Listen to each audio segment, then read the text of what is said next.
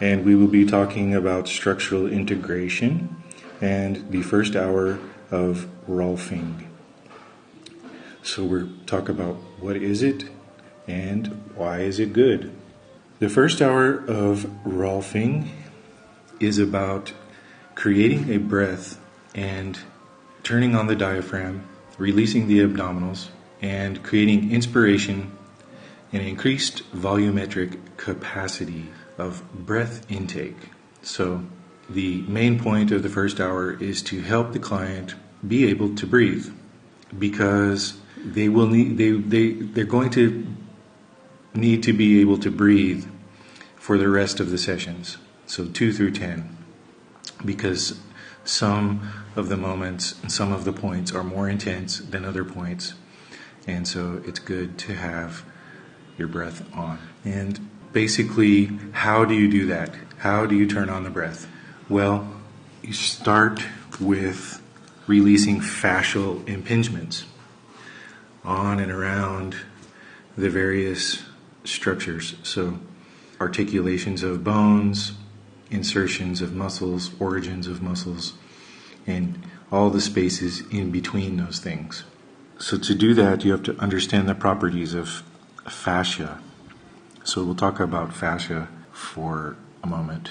Fascia is a connective tissue, and it's a very strong connective tissue, so it's able to support your body in the field of gravity. So if you took all of the bones out of your body, you would still be able to stand up because fascia would be there supporting you.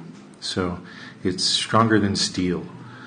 And it has very unique properties in that it can be a semi-solid or it can be a semi-liquid, depending on the situation. So what does that mean? Well, it means like when you're born, when a baby's born, it comes out of the womb, and it's basically a fluid bag of water. I think we're 80% water. Mm-hmm. So we're mostly water anyway. But that's why a baby can like fall off a table and still be okay. It's because it's malleable. Its tissue is malleable. It means it can be sculpted into whatever it needs to be, or whatever external outside stimuli are imposed on it. So as time goes by and the baby grows up and it starts to experience life and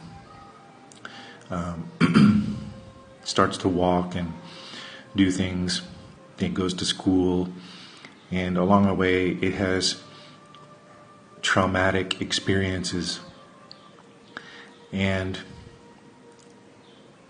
in those moments the tissue changes, or the memory is stored in the tissue, and then from that point on the wheels are set in motion in terms of the child's development.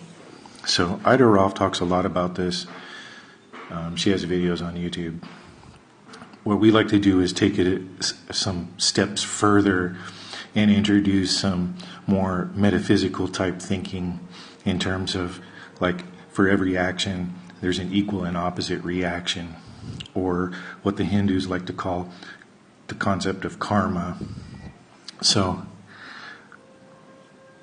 the thesis of this work is that when there's organization in the body, there will be organization in the mind.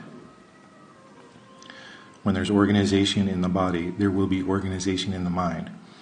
To take it a step further, when there's organization in the mind, there will be organization in the consciousness. When there's organization in the consciousness, there will be more space, more openness for the Atma, for the spirit, to come down into the body and inhabit the body in a more comfortable way, thereby